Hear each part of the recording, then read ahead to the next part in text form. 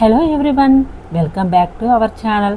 First time ఎవరైనా మన channel చూస్తున్నట్టయితే వెంటనే ఛానల్ సబ్స్క్రైబ్ చేసి లైక్ చేసి షేర్ చేయండి. అలాగే పక్కనే ఉన్న బెల్ ఐకాన్ క్లిక్ చేయండి. ఇలా క్లిక్ చేయడం ద్వారా మనం పెట్టిన వీడియోస్ మీకు అప్డేట్స్ ద్వారా అందుతాయి. మరి పొదరిల్లు సీరియల్లో మహాలక్ష్మి చక్రిని భర్తగా అంగీకరించాలని మీలో ఎంతమంది కోరుకుంటున్నారో అలా కోరుకునే వాళ్ళు కూడా ఒక లైక్ వేసుకోండి. మరి ఇక పొదరిల్లు సీరియల్లోకి వెళ్తే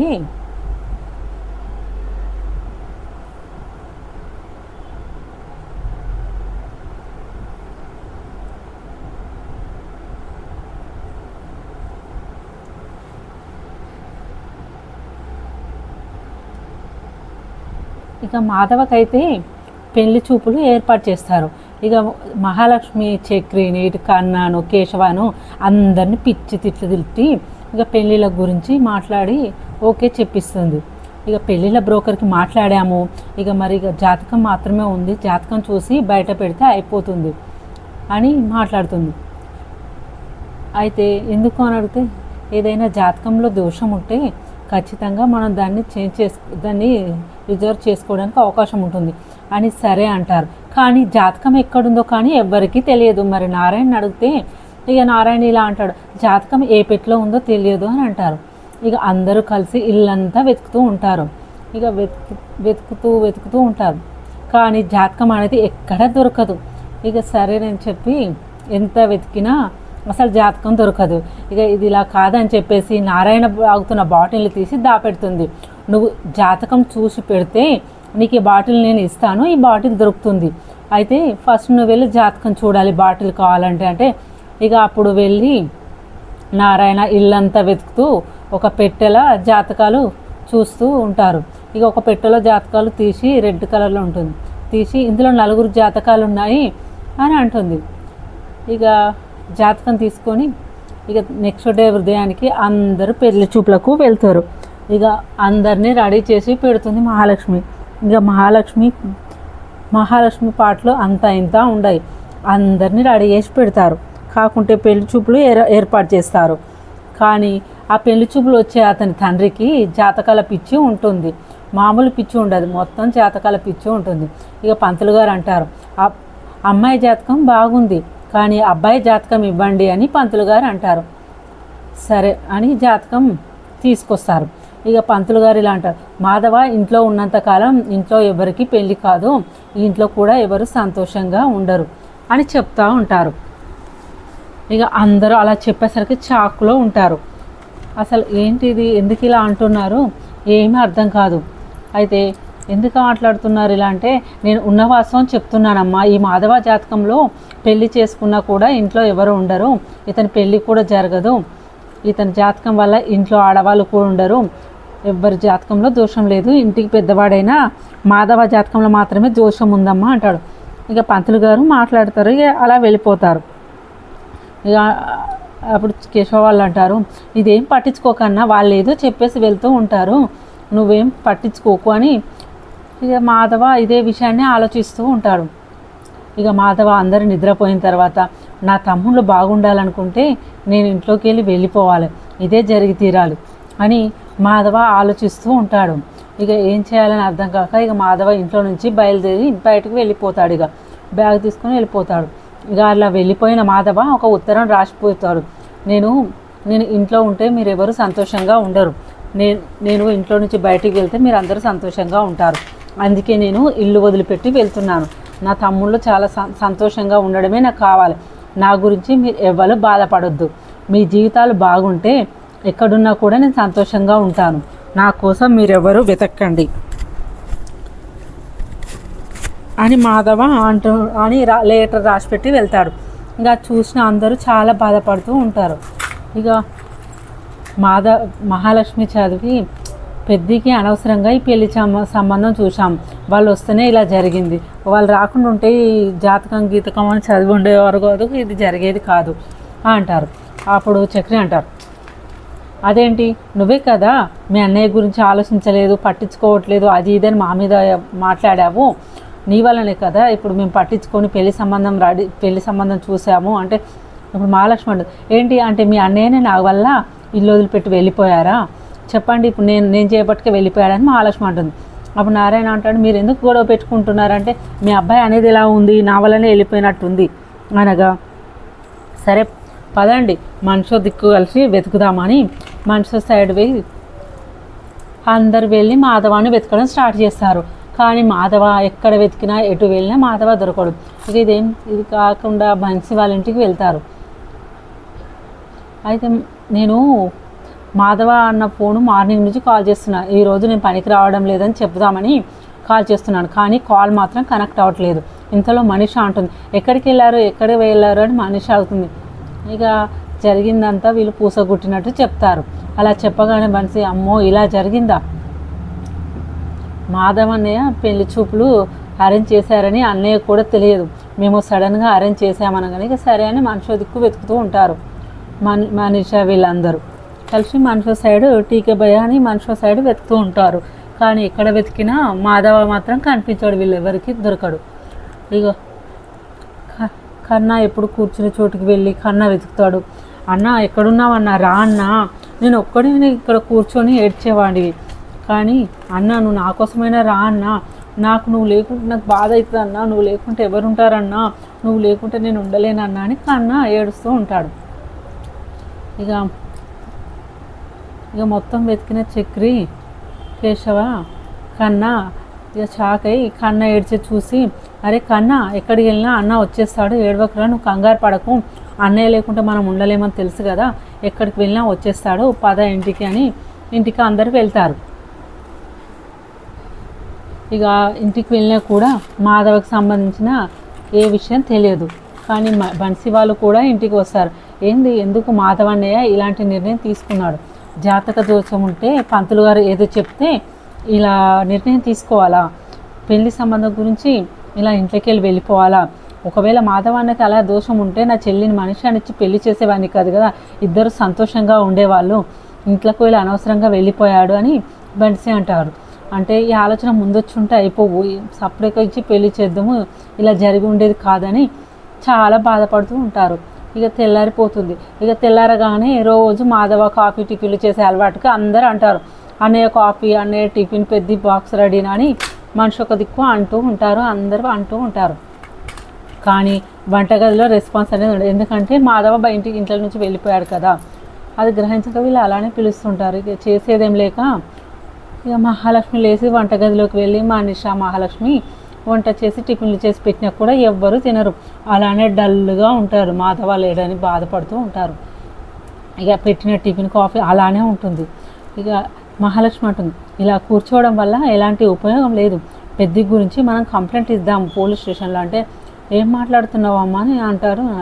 అవును, పెద్ద గురించి కంప్లైంట్ ఇస్తే వాళ్ళు కూడా వెతుకుతారు కదా, అంటే మనకంటే గొప్పగా వెతుకుతారా అమ్మ పెద్ద మనుషులు, పోలీసులు, మనం వెతికినంత కాకుండా వెతుకుతారా, కానీ ఏమని కంప్లైంట్ ఇస్తాం, ఏం వస్తాం అని ఇక ఎక్కడికి వెళ్ళాలో ఏం కథ నాకు తెలుసు, అదే జరుగుంటుంది, ఎక్కడికి వెళ్ళాడో నాకు తెలుసు అని నారాయణ అంటారు.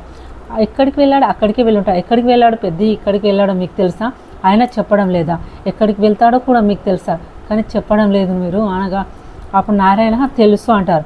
మరి నిన్నటి నుంచి వెతుకుతున్నాం కదా, చెప్పవేంటి, ఎక్కడున్నాడో అక్కడే వెళ్ళి వెతికే వాళ్ళం కదా, చెప్పవేంటి పెద్ద మనిషి అంటారు. ఎక్కడ చూస్తారు, ఎక్కడ వెతుకుతారు, ఎక్కడ వెళ్తారు అని అనేసరికి అందరు షాక్లో ఉంటారు. ఏంటి, ఏం మాట్లాడుతున్నాడు, అసలు ఏంటి, మాకేం అర్థం కావడం లేదు, మీరు ఏం మాట్లాడుతున్నారో మాకేం అర్థం కావట్లేదు, ఎక్కడికి వెళ్ళాడో తెలుసు అంటున్నారు, మరి ఎక్కడికి వెళ్తారు, ఎక్కడ వెతుకుతారో అంటున్నారు. అసలు ఏమంటున్నారంటే మాధవ వాళ్ళ అమ్మ నాన్న సముద్రుల దగ్గరికి వెళ్ళి ఉంటాడు, ఎప్పుడు బాధ వచ్చినా అక్కడికే వెళ్ళి బాధపడుతూ ఉంటారు. ఏంటి, వాళ్ళ అమ్మ నాన్న సమాధి, వాళ్ళ అమ్మ నాన్న సమాధి ఏంటి, మీరు ఇక్కడే ఉన్నారు కదా, అమ్మ నాన్న సమాధి అంటారు ఏంటంటే ఇక అంటుంది మహాలక్ష్మి. కానీ నేనున్నాను, కానీ వాళ్ళ అమ్మ నాన్న మాత్రం భూమి మీద లేరు, వాళ్ళ అమ్మ నాన్న ఇక అలా అనగానే అందరూ షాక్ అయిపోతారు. అసలు మీరు ఏం మాట్లాడుతున్నారో మాకేం అర్థం కావట్లేదు, వాళ్ళ అమ్మ నాన్న ఏంటి భూమి మీద లేకపోవడం ఏంటి అని అంటుంటే, చెప్తానమ్మా, నేను మొత్తం చెప్తాను అని నారాయణ అంటారు. ఇక అనగానే ఏమైందో చెప్తాడు. నేను లారీ డ్రైవర్ని కదా, ఊరూరు తిరుగుతూ ఉంటాను, అలాగే ఒక రోజు వెళ్తూ ఉంటే అర్ధరాత్రి దాటిన తర్వాత ఇక నేను వెళ్తూ ఉంటే యాక్సిడెంట్లో మాధవ అమ్మ నాన్నకు యాక్సిడెంట్ అయి ఉంటుంది. అలా యాక్సిడెంట్ అయిన వాళ్ళను నేను నైట్ టైంలో వస్తూ ఉంటాను కదా, అలా వస్తున్న టైంలో పెద్ద యాక్సిడెంట్ అయిన వాళ్ళు మాధవ అమ్మ నాన్న గబగబా వెళ్ళి వాళ్ళ దగ్గరికి వెళ్ళాను. అక్కడ వాళ్ళ భార్య భర్త ఇక మాధవ 3 సంవత్సరాలు ఉంటాడు అప్పుడు. ఇక వీళ్ళు కనిపించారు నాకు. ఇక అప్పుడే నాకు పెళ్ళైన కొత్తలో చాలా చిన్న వయసు నాది. వాళ్ళని చూసి ఒక్కసారి కంగారు పడిపోయాను. గబగబా హాస్పిటల్ తీసుకుపోదామని ప్రయత్నించాను. కానీ వాళ్ళు చెప్పారు, ఈ యాక్సిడెంట్ వల్ల మేము చనిపోతామని మాకు ముందే తెలుసు. ఇక నువ్వు హాస్పిటల్లో జాయిన్ చేసినా కూడా మేము బ్రతకము, కాబట్టి నువ్వు ఒక పని చేసి పెట్టు, నా బాబును కంటికి రెప్పలా పెంచుకో అని అంటారు. అప్పుడు మాధవ చేతిని తీసి నా చేతిలో పెట్టి, అలాగే మాధవ జాతకాన్ని కూడా నా చేతిలో ఇస్తారు. ఇతనికి మహజ్జాతకుడు యోగం ఉంది, కానీ మేము బ్రతుకుంటే జరిగేది కాదు. ఇప్పుడు మా జీవితం ఇంతటితో ఆగిపోతుంది. తర్వాత వాడి జీవితం ఎలా ఉంటుందో ఏమో తెలియదు, కానీ వాడి జీవితంలో ఓ దోషం ఉంటుంది. వాడికి దగ్గరైన వాళ్ళందరూ దూరం అవ్వాలి. ఎలాగో మేము దూరం అవుతున్నాం కాబట్టి ఆ జీవితం అనేది పోతుంది. మా బిడ్డ జాగ్రత్త, నీ కన్న బిడ్డలా పెంచుకో, నువ్వు అదే మాకు ఇచ్చే పెద్ద సహాయం అని ఇద్దరు భార్యాభర్తలు కలిసి కాలు పట్టుకొని ఉంటారు. ఇక అప్పుడు వాళ్ళని చూసి చాలా బాధపడి ఉంటాను. ఇక నాకు ఏం చేయాలో అర్థం కాలేదు. ఇక మాధవను తీసుకొని నా చేయి పట్టుకొని నాతో పాటు తీసుకొని ఇంట్లోకి తీసుకొచ్చాను. అప్పుడు మాధవ నన్ను ఫస్ట్ టైం నానా అని పిలిచాడు. ఇక నానా అని పిలవగానే నా గుండె సంతోషంతో ఉప్పొంగిపోయింది. నా జీవితంలో ఫస్ట్ టైం పిలిచింది నన్ను నానా అని నా మాధవుడు మాత్రమే పిలిచాడు. ఇక నేను చాలా సంతోషంగా ఉన్నాను. అప్పుడు ఇక చెప్తుంటే ఒక్కసారి మహాలక్ష్మి షాకింగ్తో చూస్తుంటుంది. ఏంటి సుపుత్ర, నీ జీవితంలో ఇన్ని కథలు ఉన్నాయి, ఇంత షాకింగ్లు ఉన్నాయి, నాకేం అర్థం అవ్వట్లేదు సుపుత్ర. అవును, మనిషి బయట కనిపించినట్టు తన గతం, తన నవ్వు, తన చిరునవ్వు ఉండదు. మనిషిలో చాలా బాధ ఉంటుంది, సముద్రం ఉంటుంది. ఆ సముద్రం లాంటి జీవితంలో కొన్ని అలలు ఉంటాయి, ముంచే అలలు కూడా ఉంటాయి, ప్రతి ఒక్కటి ఉంటుంది. కానీ కొన్ని నా జీవితాన్ని మింగేస్తే మరికొన్ని అలలు నా హృదయాన్ని సంతోషంగా చేశాయి, చాలా ఆనందాన్ని ఇచ్చాయి అని నారాయణ మహాలక్ష్మితో అంటుంటాడు. ఇక మహాలక్ష్మి, సరే సుపుత్ర, ఇంతకు వాళ్ళ అమ్మ నాన్న సమాధులు ఎక్కడుంటాయి, అక్కడికి వెళ్దాం పదా అనగా వాళ్ళ ఊరు రామాపురం, పెద్ద అక్కడికి వెళ్ళి ఉంటాడు, పెద్ద అక్కడ ఉంటాడు అని అనగానే హడావుడిన హఠాత్తున ఇక అందరూ రామాపురం బయలుదేరుతారు. పురం దగ్గర సమాధి దగ్గరికి వెళ్ళి వాళ్ళ అమ్మ నాన్న సమాధి దగ్గర ఉంటాడని చెప్పగానే నారాయణ ఇక కేశవ, మహాలక్ష్మి, చక్రి, కన్న, నారాయణ అందరు కలిసి రామాపురం బయలుదేరుతారు. అక్కడ బయలుదేరగానే ఆ సమాధుల వైపు చూడగానే ఫ్రెష్గా పువ్వులు, అగరబత్తులు వెలిగించి ఉంటాయి. అలా వెలిగించి ఉండడంతో నారాయణ అంటాడు, నేను చెప్పానా మాధవ ఇక్కడికి వచ్చి ఉంటాడని, నేను చెప్పానా ఇక్కడే ఉంటాడని చెప్పానా అని. అక్కడ చూసి ఇలా చూడగానే కొద్దిగా దూరంలో చాలామంది అందరూ ఏదో యాక్సిడెంట్ అయినట్టు ఉరుకుతూ ఉంటారు. ఏమైంది అనగానే అక్కడ ఒక యాక్సిడెంట్ అవుతుంది.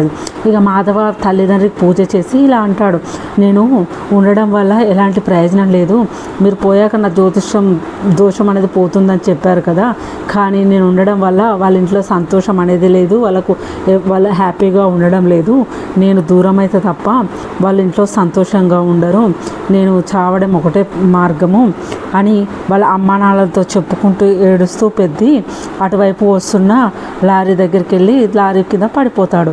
అలా పడిపోయిన చక్రిని వీళ్ళు పరిగెత్తుకుంటూ చూస్తే ఎవరా అతనని చూసేసరికి పెద్ది ఉంటాడు. అలా పడిపోయిన అతన్ని తీసుకొచ్చి హాస్పిటల్లో జాయిన్ చేస్తారు. బ్లడ్ ఇవ్వాల్సిన ఉంటుంది, బ్లడ్ చాలా పోతుంది. ఇక డాక్టర్ టెస్ట్ చేసి బ్లడ్ గ్రూప్ చెప్తే అందరిది ఒకటే గ్రూప్ అనగా అప్పుడు మహాలక్ష్మి చాలా సంతోషపడుతుంది. ఇక అందరూ బ్లడ్ ఇస్తారు. అలా ఇవ్వేసరికి ఇక మాధవ బతుకుతాడు, స్ప్రోలోకి వస్తాడు. ఇక కొన్ని రోజుల తర్వాత స్ప్రోలోకి వచ్చిన తర్వాత మాధవ డాక్టర్ని లాగుతారు. డాక్టర్ గారు నన్ను ఎవరు కాపాడారంటే, నిన్ను ఎవరు కాపాడడం ఏంటి, ఇంకెవరు, మీ వాళ్ళే కాపాడారు, మీ తమ్ముడంట, మీ మరదలంట, మీ నాన్న అంట, అందరూ వచ్చి మిమ్మల్ని కాపాడుకున్నారు, మీ ఫ్యామిలీనే మిమ్మల్ని కాపాడుకున్నారు అనగానే ఇక పెద్ద చాలా షాక్లో చూస్తూ ఉంటాడు. ఇక మహాలక్ష్మి గబగబా ఉరికొచ్చి పక్కన కూర్చొని చేయి పట్టుకుని, పెద్ది నువ్వు ఇలా ఎందుకు చేసావు పెద్ద అని ఏడుస్తూ ఉంటుంది. అమ్మ మహా, ఏంటమ్మా మహా ఇదంతా ఎందుకు ఇలా ఏడుస్తున్నావు అమ్మ అంటే, మేమే అడగాలి పెద్ది, ఎందుకు ఇలా చేసావు పెద్ది, ఏదో జాతకంలో దోషం ఉందంటే నువ్వు అలా వెళ్ళిపోతావా, మేమంతా ఏమైపోవాలనుకుంటున్నావు పెద్ది, చెప్పు పెద్ది, ఎందుకు ఇలా చేసావు పెద్ది అంటే, కేశవ చక్ర ఏంటన్నా నువ్వు మాకు ఎప్పుడు ఇన్స్పిరేషన్గా ఉండే నువ్వు ఇలా వెళ్ళిపోతావు అనుకోలేదన్నా, నువ్వు ఇలా చేసి వెళ్ళిపోతావు మమ్మల్ని వదిలి అనుకోలేదన్నా అంటే, నేను ఏం చేయనురా, మీ అందరి జీవితాలు సంతోషంగా హ్యాపీగా ఉండాలంటే నేను వెళ్ళిపోవాలిరా ఇంట్లోకి వెళ్ళి, మీ సంతోషం కోసం నేను ఏమైనా చేస్తానురా అంటే, ఇక కన్నానైతే అన్నయ్యని చేయి పట్టుకొని ఏడుస్తూ ఉంటాడు. ఇక నారాయణ కాలకనే ఉండి, నాన్న నువ్వేంటి నాన్న అంటే, క్షమించరా, నేను ఇల్లును పట్టించుకోవడం మర్చిపోయి నీ భుజాల మీద వేసి అంత బాధ్యతలు నీకు అప్పగించాను, దయచేసి నన్ను క్షమించరా మాధవ అంటూ ఏడుస్తూ ఉంటాడు. అప్పుడు నాన్న లేవు, నువ్వేం తప్పు చేసావు నాన్న, నువ్వేం తప్పు చేయలేదు, లేవు నాన్న అంటూ ఉంటాడు మాధవ. ఇంకా అలా అంటుంటే నారాయణ మాధవ మాటలతోటి కళ్ళ నీళ్ళు తుడుచుకొని ఇలా అంటాడు, పదరా ఇంటికి వెళ్ళిపోదాం పదరా అనగా అంటారు, ఇప్పుడే స్పృహలోకి వచ్చాడు, 4 రోజులు ఆగి తీసుకొని వెళ్దాం, ఏంటి డబ్బులు లేవా అని అడుగుతాం. అది కాదు తల్లి, నా కొడుకును ఇలా చూడలేకపోతున్నాను, అందుకే ఇలా అన్నానమ్మా అంటాడు.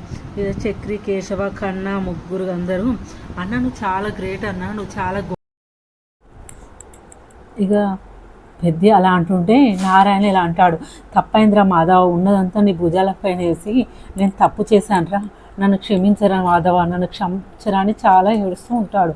ఇక నారాయణ అలా ఏడుస్తుంటే, నాన్న లేవు, నువ్వేం తప్పు చేసావు నాన్న, నువ్వేం తప్పు చేయలేదు నాన్న, నువ్వు ఏడవకు నాన్న అని ఇక నారాయణ కళ్ళని ఎడుతుంది తుడుచుకుంటూ, పదరా లేచి మన ఇంటికి వెళ్ళిపోదని అడగరా అంటే, అప్పుడు ఇక ఇలా అంటారు, హలో ఇప్పుడే స్పృహలోకి వచ్చాడు, కొంచెం ఆగి తీసుకెళ్ళండి అంటే, ఏం డబ్బులు లేవా మీ దగ్గర అంటే, అది కాదు తల్లి, నా కొడుకును ఇలా చూడలేకపోతున్నాం అని అంటారు. ఏ చక్రి, కన్న, మాధవ, మహాలక్ష్మి ఇలా ముగ్గురు నిలబడి, అన్న నువ్వు చాలా గొప్పవాడు అన్న, మేము ముగ్గురం నీ తోడబుట్టిన వాళ్ళం కాదు, నీ రక్త సంబంధం కాదు, కాకుండా మమ్మల్ని నీ కన్న బిడ్డలాగా కడుపులో పెట్టుకొని మమ్మల్ని కాపాడావు, నువ్వు ఎంత బాగా పెంచావన్నా, కన్నగాడికి తల్లి లేదు, కనీసం ఆ విషయం కూడా తెలియకుండా మమ్మల్ని చాలా ఆప్యాయతంగా నువ్వే తల్లిదండ్రివై మమ్మల్ని పెంచావన్నయ్య, అలాంటి మమ్మల్ని వదిలేసి నీకు ఎలా వెళ్ళిపోవాలనిపించింది అన్నయ్య, అలా వెళ్ళాలని ఎలా వచ్చింది అన్నయ్య, మమ్మల్ని అందరిని వదిలిపెట్టి ఎందుకన్నయ్య అలా వెళ్ళిపోయినావు అని అంటుంటే, ఇక మాధవ నారాయణ మొహం చూస్తూ ఉంటారు. మరి చెప్పేశాను, మరేం చేయను, నువ్వు వెళ్ళిపోవడం నాకు నచ్చలేదు, నువ్వు అలా వెళ్ళిపోతే మేము ఉండలేకపోయినాం, నువ్వు అలా వెళ్ళిపోయి మీ అమ్మ వాళ్ళ సమాధి దగ్గర ఉంటావని తెలుసు కదా అని అందుకే చెప్పాను, ఇక్కడికి వచ్చాక నువ్వు ఇలాంటి పని చేసావు అంటారు.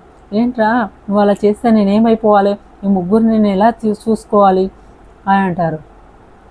అందుకే కదా దేవునితో పోరాడి మరీ వెనకకు తీసుకొచ్చావు అంటే, నా బంగారు తండ్రిని వదిలిపేసుకుంటాను, ఇలాంటి బంగారు తండ్రి నా కడుపులో నా కొడుకుగా ఎందుకు పుట్టలేదా అని నేను బాధపడుతూ ఉన్నాను రా, నిన్ను ఇలాంటి బంగారు తండ్రిని ఎలా వదిలేసుకుంటాను అనుకుంటావు అని నారాయణ ఏడుస్తూ ఉంటాడు.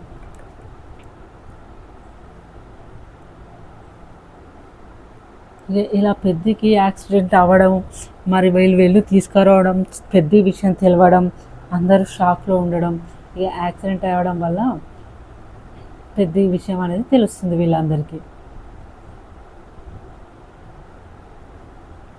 ఓకే ఫ్రెండ్స్, అప్కమింగ్ ఎపిసోడ్లో ఏం జరుగుతుందో తెలుసుకోవాలంటే వెంటనే మన ఛానల్ సబ్స్క్రైబ్ చేసి లైక్ చేసి షేర్ చేయండి. అలాగే మన వీడియో కనుక నచ్చితే ఒక లైక్ చేసుకోండి. మరి పొదరిల్లి సీరియల్లో మహాలక్ష్మి చక్రిని భర్తగా అంగీకరించాలని మీరు ఎంతమంది కోరుకుంటున్నారో అలా కోరుకునే వాళ్ళు లైక్ చేసుకోండి. Thank you for watching our videos.